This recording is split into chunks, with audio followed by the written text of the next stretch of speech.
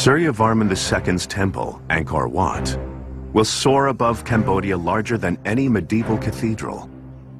And his engineers have less than a single lifetime in which to build it.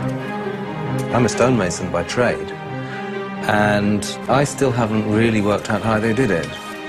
That temple was built in probably about 35 years. Now, the only cathedral in England, for instance, that was built in such a short time is Salisbury. Most cathedrals took up to 200, 300 years, and they're considerably smaller than Angkor Wat. Because the temple is sacred, it has to be built on pure soil. This meant that the dirt was to be excavated down several meters. It is backfilled with thick layers of sand and topped with stones. A final layer of sand is added to level the surface. But all this will be for naught unless they can secure the favor of the gods who will reside in the temple. So, before they start building, they select an auspicious day in the calendar. Priests call out to the gods for their blessings. They dip cords in colored powder. With these, they lay down mandalas. The mandala patterns represent heaven, symbolically binding the gods to the site and ensuring their blessings on the temple.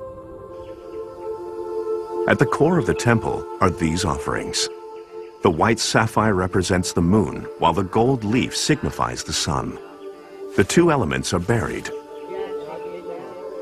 Over this location, Suryavarman's engineers will build a shaft leading through the burial chamber to the sacred central chamber above. And the temple mountain is built around the shaft.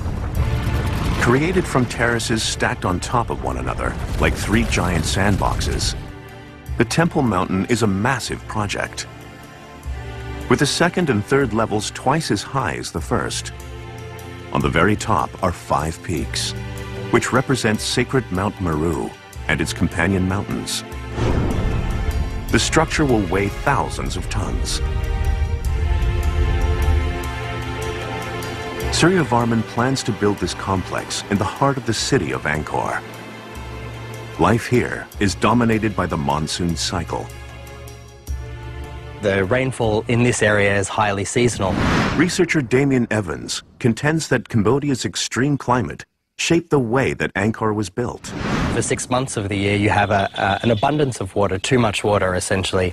And for the other 6 months of the year, during the dry season, you don't really have enough water. Also, rainfall varies quite sharply from year to year. In simple terms, with 88% of the rain falling during the monsoon season, the Khmer must stabilize, store, and disperse water for use during the dry season. But the solution is anything but simple. In the 9th century, Khmer engineers began to create an extensive hydraulic system. By the 12th century, hundreds of interconnected canals, dikes, and reservoirs operate over 1,500 square kilometers. The network is like Venice on steroids. It supports an enormous city, covering an area as great as the city of Los Angeles and sustaining nearly 1 million people. It was by far the largest city in the world until the Industrial Revolution. It's a virtual megalopolis. Architectural conservationist John Stubbs believes that Angkor is more than just a gigantic city. It's a city of cities, with Angkor Wat, the temple, being the centerpiece, like the Vatican is to Rome. Even if they could build a solid foundation into the waterlogged soils, the monsoon cycle, which alternately causes floods and droughts above ground, wreaks havoc on anything constructed here.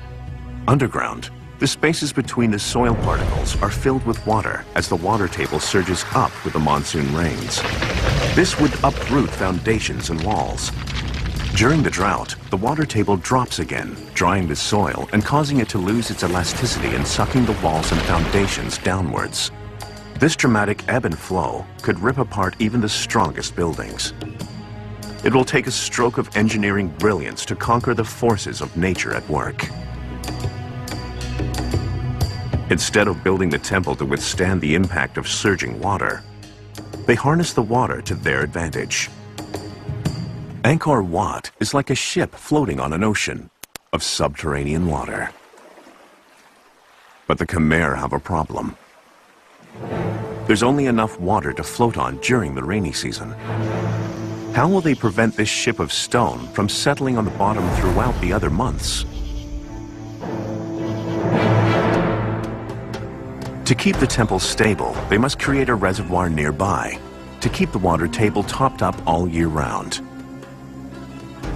The secret mechanism that protects the temple lies in one of its most visible features.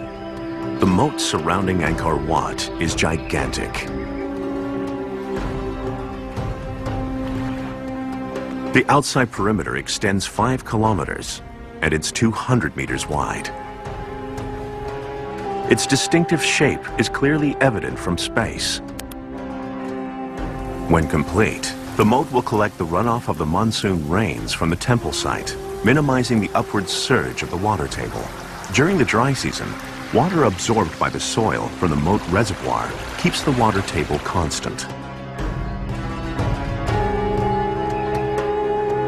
And the high water table forms the foundation upon which the temple is constructed to keep it from sinking into the mud. In order to fulfill this sort of objective, the state was galvanized.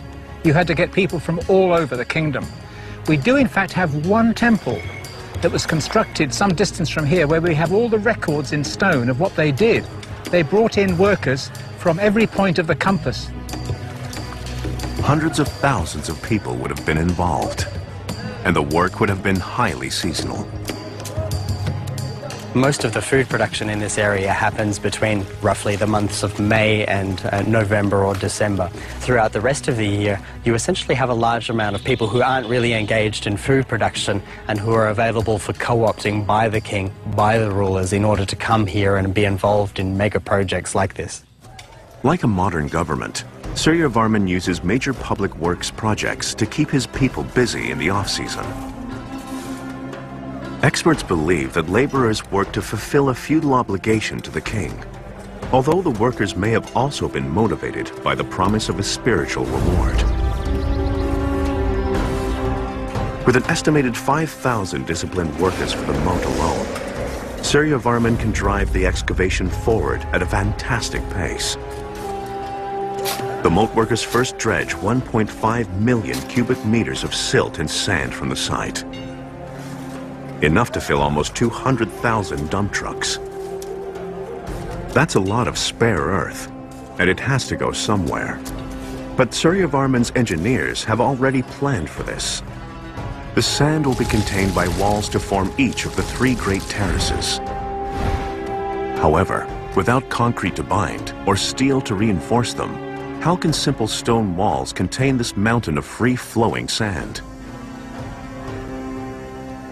Behind the brilliantly carved surfaces is another secret of Angkor Wat. A stone called laterite.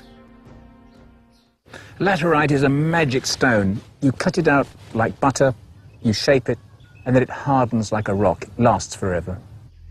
In English, the word laterite comes from the Latin later, which means brick. And hidden within the flat land, the high temperatures and heavy rain of Cambodia make it the perfect place for laterite to form. Water filtering through the surface rock dissolves some elements away, producing a formation made up of iron, aluminum, and quartz.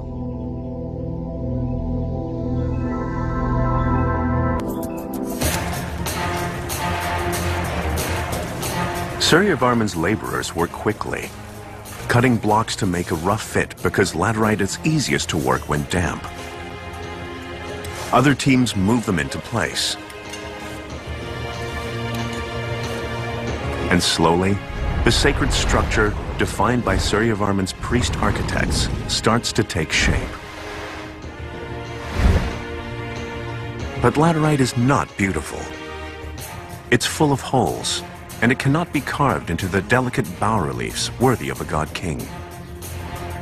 For the surface of Angkor Wat, Suryavarman needs a regal stone.